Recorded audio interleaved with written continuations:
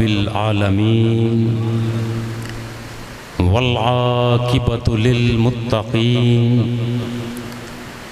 نحمده ونستعينه ونستغفره ونؤمن به ونتوكل عليه ونشهد أن لا إله إلا الله وحده لا شريك له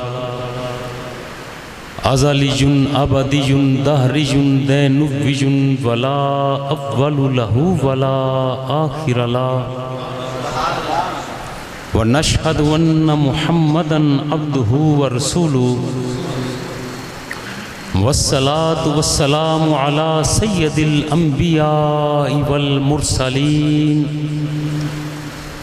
صاحب قاب قوسين جد الحسن والحسين سيدنا ومولانا غوثنا وغياثنا ومغيثنا عيننا وعوننا وعياننا مطلوبنا ومقصودنا ومصحوبنا ملجانا ومأوانا أبي القاسم محمد بن عبد الله وعلى آله الطيبين الطاهرين المطهرين والشاهدين المشاهدين الشاكرين والسلام على أصحابه الأجمعين أما بعد فأعوذ بالله من الشيطان الرجيم بسم الله الرحمن الرحيم اهدنا الصراط المستقيم صدق الله العظيم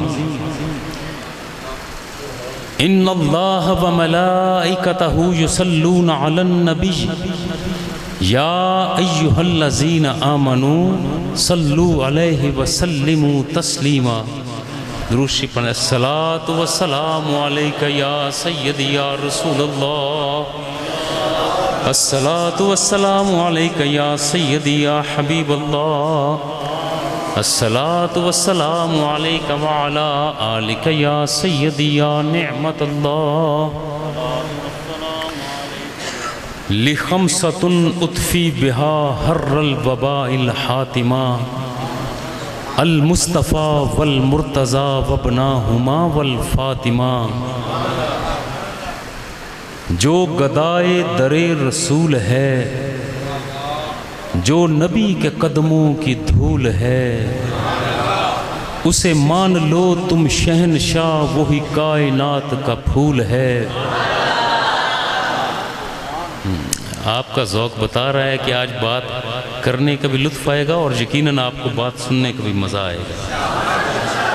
جو گدائے در رسول ہے جو نبی کے قدموں کی دھول ہے اسے مان لو تم شہنشاہ وہی کائنات کا پھول ہے۔ یہ چاند جس کا ستارہ ہے وہ ردائے زہرا بطول ہے۔ یہ دین جس نے بچا لیا وہ حسین کا ہی اصول ہے۔ جس زندگی میں علی نہ ہو وہ سراب دھوکہ و بھول ہے۔ اظہر تیرا یقین یہ سب مومنوں کو قبول ہے۔ سبحان اللہ سبحان اللہ اللہ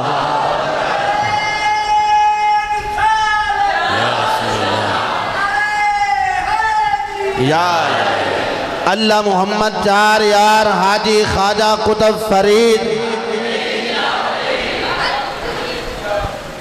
اللہ جل مجدہ کی بے حد حمد و ثنا نبی مکرم رسول محتشم امام الانبیاء حبیب کبریا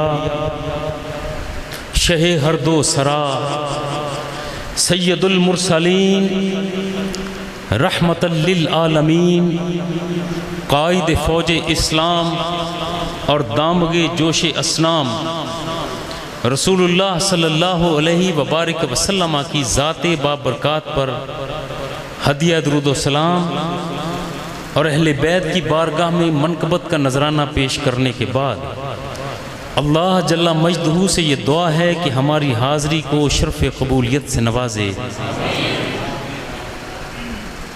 یقیناً یہ میرے لیے بڑی خوشی اور سعادت کی بات ہے کہ پیر و زام، علماء اہل سنت، محبان اہل بیت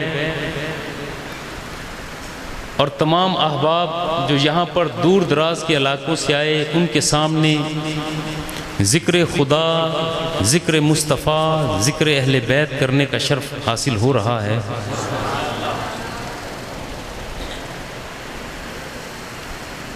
اللہ جل مجدہ اپنی ذات و صفات میں بلا شرکت غیر اس وسیع و عریض کائنات کا خالق و مالک و مختار ہے۔ اللہ جل مجدہ نے اس کائنات کو بنایا بھی خوب، اسے سجایا بھی خوب، اور پھر نظام کائنات کو چلایا بھی خوب۔ اس کائنات کے وہ تمام جواہر و عوارض، وہ تمام گوشے جو ہمارے احاطہ عقل و دانش و فہم و فراست میں آتے ہیں یا ماورائے عقل و شعور ہیں، اللہ رب العزت نے اس کائنات کو اس ترتیب کے ساتھ تخلیق فرمایا کہ اس میں مکمل توازن موجود ہے، عدل موجود ہے۔ یہ پوری کائنات جو وجود میں ہے، یہ تمام دنیایں، وہ دنیایں جو ہمارے احاطہ عقل و شعور میں نہیں بھی آتی، جن کے بارے میں ہم جان نہیں بھی پائے، یا جن کے بارے میں علوم ہم تک پہنچ گئے، سوال ضرور ذہن میں ابھرتا ہے کہ رب نے اس کائنات کو بنایا کیوں؟ وہ تو محتاج نہیں ہے، وہ تو خلاق کائنات ہے، مگر کائنات بنانے کا مقاصد کیا ہے؟ سوال یہ ابھرتا ہے۔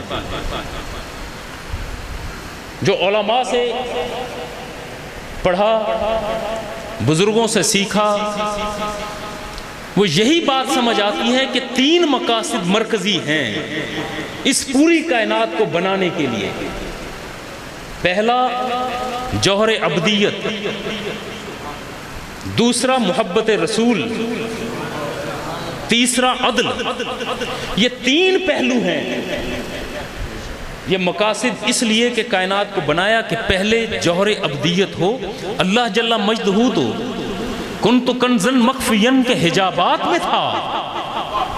رب نے یہ چاہا کہ میں جان لیا جاؤں، میں پہچان لیا جاؤں، پھر یہ کائنات کے جواہر و عوارض ترتیب دیے۔ یسبح للہ ما فی السماوات و ما فی الارض، زمین اور آسمان کے درمیان جو کچھ ہے یہ اللہ کی تسبیح بیان کرتا ہے۔ ان کی تسبیح ہم سمجھ پائیں یا نہ سمجھ پائیں، سنیں یا نہ سنیں، مگر رب فرماتا ہے کہ بھئی ایک ایک ذرہ، ایک ایک جوہر وہ اللہ کی تسبیح بیان کرتا ہے اپنی ترتیب کے ساتھ، اللہ کی عطا کردہ صلاحیتوں کے ساتھ۔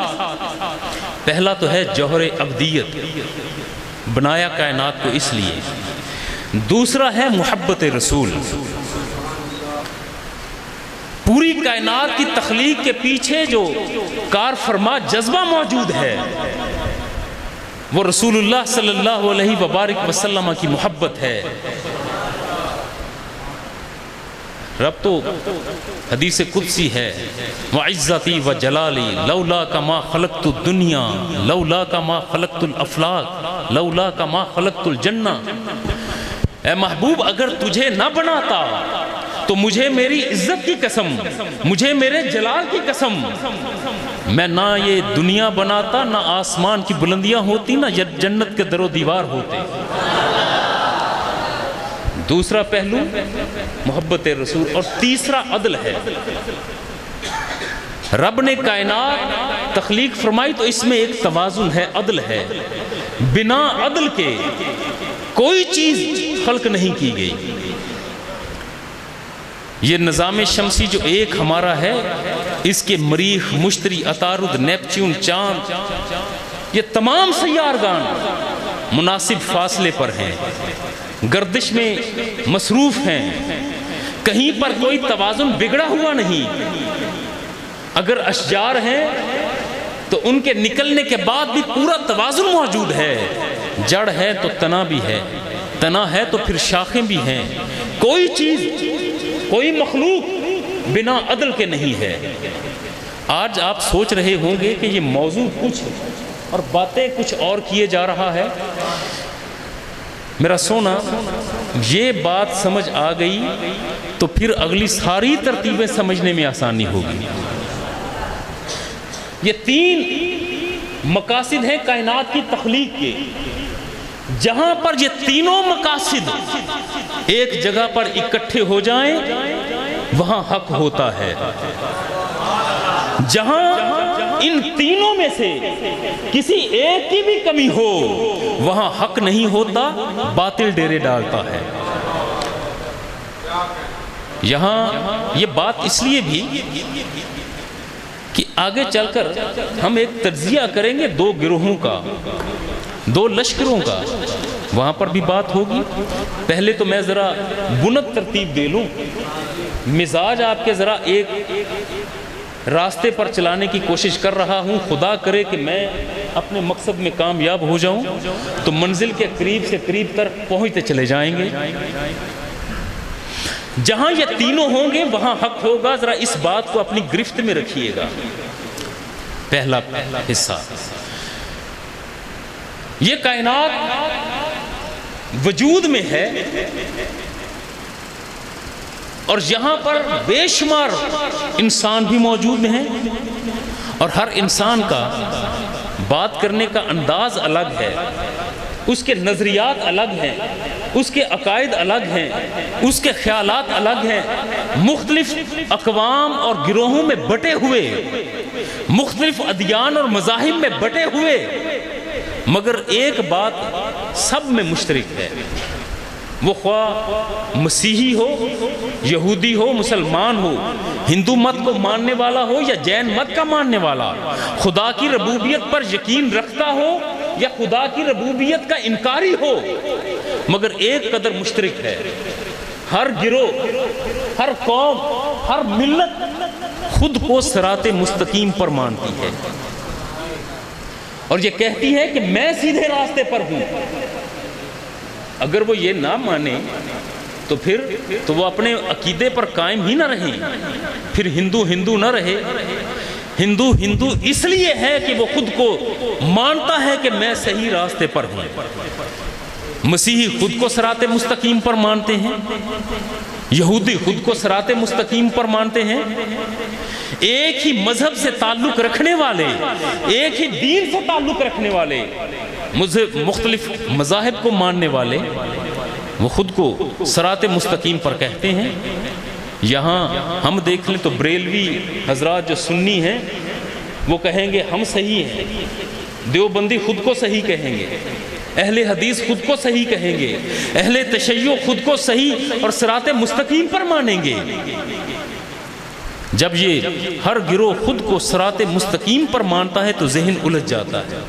اے اللہ تو فرما دے، تو بتا دے کہ یہ صراط مستقیم کیا ہے۔ تو رب فرماتا ہے صراط الذین انعمت علیہم، میرے بندو تم صراط مستقیم کے بارے میں جاننا چاہتے ہو تو سنو، صراط مستقیم وہ ہے جس پر میرے انعام یافتہ بندے ہیں۔ جب بات انعام یافتہ پر آئی تو یہاں پر ہر گروہ نے سینہ تان کر، سینے پر ہاتھ مار کر کہا انعام یافتہ تو ہم ہیں۔ جس کے پاس مال منال دولت تھی اس نے کہا کہ دولت اللہ کی نعمت، یہ نعمت میرے پاس، چونکہ انعام میرے پاس، لہٰذا صراط مستقیم پر میں۔ جس کے پاس اقتدار تھا اس نے کہا یہ اللہ کی نعمتوں میں سے ایک نعمت ہے، اقتدار میرے پاس ہے، لہٰذا صراط مستقیم پر میں ہوا۔ یہی وہ نظریات اور خیالات تھے کہ نمرود بھی اپنی جگہ پر تنا ہوا تھا، اکڑ کر کہتا تھا کہ میں رب ہوں۔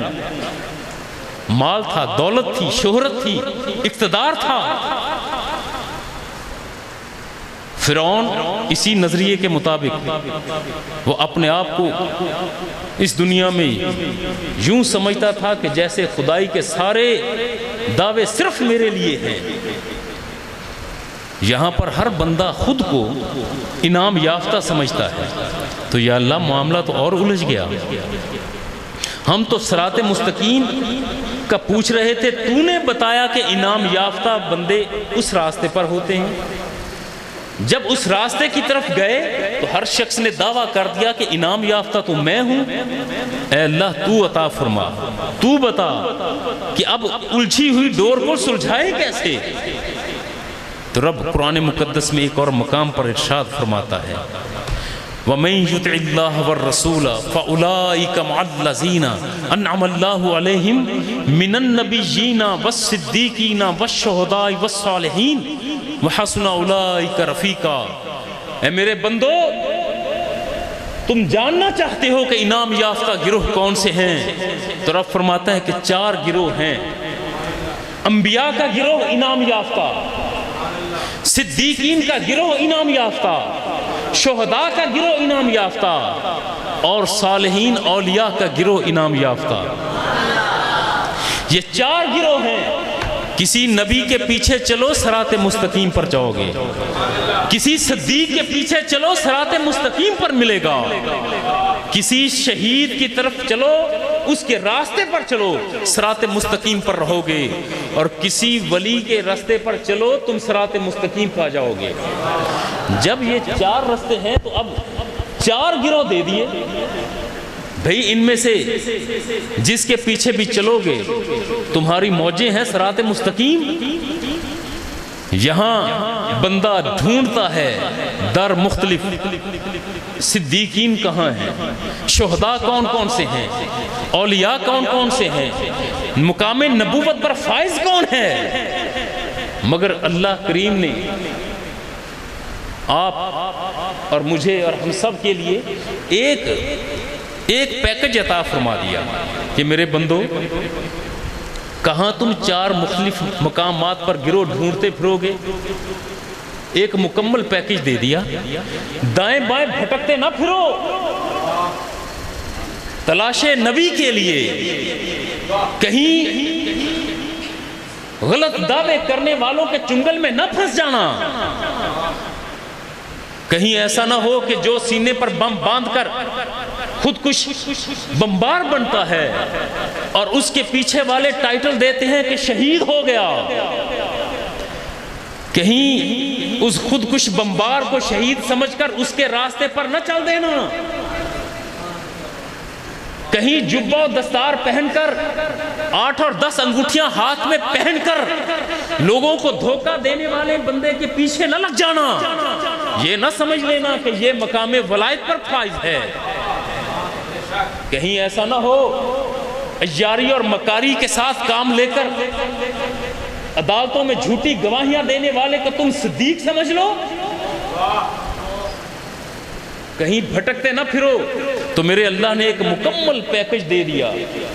وہ پیکج یہ ہے کہ لوگوں دائیں بائیں نہ بھٹکتے پھرو، ایک در بتاتا ہوں تمہیں، ایک در پر یہ ساری خوبیاں ملیں گی، اور وہ در میرے مصطفیٰ کا در ہے۔ سبحان نعرہ تکبیر، نعرہ رسالت، نعرہ حیدری، اللہ محمد 4 یار حاجی خواجہ قطب فرید، حق فرید، حق فرید، حق فرید، حسینیت۔ سبحان اللہ، سبحان اللہ۔ کہیں بھٹکتے نہ پھرو، کیونکہ اسی گھر میں نبوت بھی ہے، نبوت بھی یہیں پر ہے، بلکہ نبوت کا تاج وہ مصطفیٰ کے سر پر ہے۔ تمام انبیاء اور رسول کی امامت وہ مصطفیٰ کے پاس ہے، تمام نبیوں کا سردار ہے وہ میرا مصطفیٰ ہے۔ بات پوچھنا چاہتے ہو کہ مقام صدیقیت پر کون فائز؟ تو میرے مصطفیٰ کے گھرانے کا ایک ایک فرد بڑے سے لے کر بچے تک کبھی اس نے غلط بیانی نہیں کی، وہ مقام صدیقیت پر بھی ہے۔ بات شہداء کی آتی ہے تو ذرا بتاؤ نا کس گھرانے میں مسلسل اتنے ترتیب کے ساتھ شہید موجود ہوں؟ وہ گھر بھی کوئی اور نہیں ہے، وہ مصطفیٰ کا گھر ہے۔ یہاں پر شہداء بھی ملیں گے، یہاں پر مقام صدیقیت پر فائز بھی ملیں گے، یہاں پر نبوت بھی موجود ہے۔ اور بات جب آتی ہے مقام ولایت کی تو اس وقت یہاں پر جو قادری ہیں، سہروردی ہیں، چشتی ہیں، فریدی ہیں، قلندری ہیں، جتنے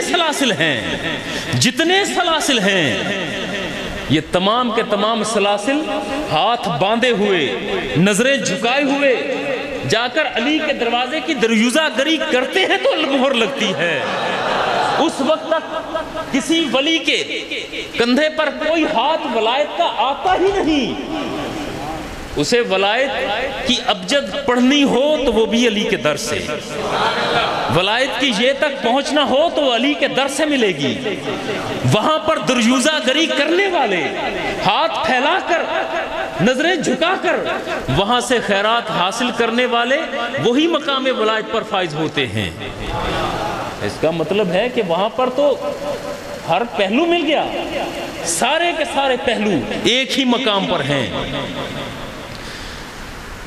اور جہاں پر اب میں ذرا سا ہٹاتا ہوں اس موضوع سے پچھلے موضوع کی طرف، یاد ہے نا کہ کہا تھا کہ جہاں پر 3 مقاصد ہوں وہاں پر حق ہے۔ آپ کہیں گے یہ حق کیا ہے؟ حق پہلے حق سمجھاؤ تو پھر سمجھ آئے کہ حق کسے کہیں گے۔ حق کہتے ہیں کسی شے کو مقام اصلی پر رکھنا، یہ کتابی تعریف ہے، حق ہے۔ میں نے گفتگو کرنی ہے اور اپنی آواز دور تک پہنچانا مقصود ہے تو مولانا نے یہ مائک میرے سامنے رکھ دیا، یہ مائک سامنے ہے، یہ حق مقام پر ہے۔ اگر اسی مائک کو اٹھا کر دیوار سے لگا دے اور بات میں یہاں سے کروں، اس کا مطلب ہے کہ یہ مائک حق جگہ پر نہیں ہے بلکہ مقام باطلیت پر ہے۔ جو جس چیز کا مقام ہو وہاں پر اصلی مقام پر رکھا جائے، یہ حق ہے۔ یہ تو ہے کتابی تعریف۔ تو ذرا ذوق کی تعریف بھی کر لیں، ذرا بات آسانی سے سمجھ آ جائے گی جھٹکے سے انداز میں کہ حق اور باطل کیا ہے۔ حق امن ہے، سکون ہے، قرار ہے۔ باطل شر ہے، فساد ہے، خار ہے۔ حق صبا ہے، خوشبو ہے، پھول ہے۔ باطل آگ ہے، دھواں ہے، دھول ہے۔ حق عروج ہے، بلندی ہے، معراج ہے۔ باطل پستی ہے، ذلت ہے، خراج ہے۔ حق خدا کی وحدانیت کا نام ہے، باطل شیطان کی شیطانیت کا نام ہے۔ حق مصطفیٰ کی مصطفائی ہے، باطل ابلیس کی رسوائی ہے۔ یہ حق و باطل کے تعریف بھی مختصر ہو گئی۔ اور یہ کہا جائے کہ یہ حق شروع کب سے ہوا، باطل کی ابتدا کب سے ہوئی؟ کوئی کہہ سکتا ہے کہ بھئی اظہر فرید پیر جی، حضرت صاحب آپ نے یہ تو بتا دیا کہ تعریف کیا ہے، یہ بھی تو بتاؤ یہ حق اور باطل کا آغاز کب سے ہے۔ تو چلے ذرا سن لیں، دیکھ لیتے ہیں۔ حق تو ابتدائے آفرینت سے، جب ابھی کلمہ کن ادا نہیں کیا تھا، ابھی کوئی پہلا جوہر خلق نہیں کیا گیا تھا، حق اس وقت بھی تھا، حق آج بھی ہے، قیامت کے بعد بھی حق ہوگا۔ مگر باطل کی ابتدا اس وقت ہوئی جب اللہ رب العزت نے آدم صفی اللہ کو فرشتوں کے سامنے کھڑا کیا اور ملائکہ سے کہا تھا کہ آدم کو سجدہ کرو۔ چونکہ اس مضمون کو آپ بڑی اچھی طرح جانتے ہیں، وقت زیادہ نہیں لوں گا۔ انہی ملائکہ میں ایک عزازیل بھی ہے۔ اس عزازیل نے سجدہ نہ کیا، رب نے فرمایا فخرج منہا، نکل جاؤ حصار رحمت سے باہر۔ جب اسے رحمت کے حصار سے باہر کیا تو اس نے کہا تھا کہ اے اللہ مجھے قیامت تک مہلت دے دے، میں اس آدم کو اور اولاد آدم کو راستے سے بھٹکاتا رہوں۔ تو رب نے فرمایا جا تجھے مہلت ہے، جا مہلت ہے، مگر جو میرے ہوں گے وہ تیرے نہ ہوں گے۔ جب یہ اسے مہلت مل گئی تو اس نے ایک اور جرت کی، اچھا اللہ تو میرا خالق ہے، مالک ہے، میرے رکوع اور سجود تیرے لیے تو ہوں گے، میرا قیام اور تشہد تیرے لیے تو ہے، اس آدم کو سجدہ نہیں کروں گا، مگر یا اللہ اس کو بھٹکانے کے لیے اب چاروں جہتیں مجھے دے دے، چاہوں تو سامنے سے حملہ کروں، چاہوں تو پیچھے سے حملہ کروں، چاہوں تو دائیں اور بائیں سے حملہ کروں۔ تو روایات ملتی ہیں کہ رب نے کہا جاؤ چاروں جہتیں بھی تیری، اب قیامت تک مہلت بھی شیطان کے پاس، چاروں جہتیں بھی اس کے پاس۔ یہاں انسانی ذہن پریشان ہوتا ہے، ہم کیا کریں؟ ہماری تو اتنی عمریں نہیں، کوئی 50 سال، کوئی 70 سال، 100 سال، کوئی جیلے گا 150 سال، جبکہ شیطان کا تجربہ، لوگوں کو بھٹکانے کا تجربہ وہ صدیوں پر محیط۔ اس نے مقابلے کیے ہیں نبیوں اور رسولوں کے ساتھ، انبیاء اور رسول کے صحابہ کے ساتھ، اس نے مقابلے کیے ہیں ولیوں کے ساتھ۔ اے اللہ ہم کیا کریں؟ قیامت تک مہلت بھی اس کے پاس، چاروں جہتیں بھی اس کے پاس، اب ہم کیا کریں؟ تو جس ذہن میں یہ سوال ابھرتا ہے اسی ذہن میں اللہ جل مجدہ اس کا جواب بھی رکھتا ہے کہ بندگان خدا یہ جہتیں چار نہیں ہوتی، سمتیں چار نہیں ہوتی، جہتیں تو 6 ہوتی ہیں، ایک جہت نیچے بھی ہے، ایک جہت اوپر بھی ہے، یہ دونوں جہتیں رحمان نے اپنی طرف رکھی ہیں، باقی چاروں جہتیں شیطان کو دے دی۔ اب بندہ مومن جب اپنے سر کو سجدے میں جھکا لیتا ہے تو شیطان کے حملوں سے بچا رہتا ہے، یا پھر دستے طلب دراز کرتے ہوئے ہاتھوں کو دعا کے لیے اٹھا لیتا ہے تو پھر شیطان کے حملوں سے بچا رہتا ہے۔ ان دونوں جہتوں کی حقیقت، اہمیت ہر نبی نے بتائی، ہر رسول نے ذکر کیا، ہر نبی رسول کے صحابی نے ذکر کیا، ہر ولی نے ذکر کیا کہ بھئی یہ 2 جہتیں ہیں، سجدے کے لیے نیچے جھک جاؤ، دعا کے لیے ہاتھ اٹھاؤ، یہ دونوں جہتیں ہر نبی نے بتائیں، ہر رسول نے بتائیں۔ فکرہ دینے لگا ہوں، ذرا سنبھال لینا، قابو رکھنا۔ یہ دونوں جہتیں جو رحمان کی جہتیں ہیں، یہ دونوں جہتیں ہر نبی نے بتائیں، ہر نبی نے سکھائیں، ہر رسول نے سکھائیں، ہر صحابی نے، ہر ولی نے ذکر کیا، مگر اللہ کی قسم ان دونوں جہتوں کی حقیقت صرف بتائی نہیں بلکہ دکھائی ہے تو حسین ابن علی نے دکھائی ہے۔ نعرہ تکبیر، نعرہ رسالت، نعرہ حیدری، حسینیت، اللہ محمد چار یار حاجی خواجہ قطب فرید۔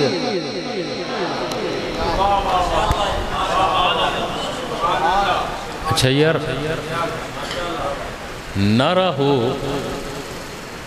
ذکر ہو اللہ کا، ذکر ہو اللہ کے رسول کا، ذکر ہو اہل بیت کا، تو آپ کے سینے بند کیوں رہتے ہیں؟ اگر آپ اجازت دیں تو صاحبزادہ صاحب آپ کی اجازت سے نعرہ میں لگوا دوں تو جواب دے دیں گے؟ اگر تو بھئی جواب دینا ہو تو پھر تو آپ مجھے کہیں ٹھیک ہے جناب آپ نعرہ لگوائیں، ہم جواب دیں گے۔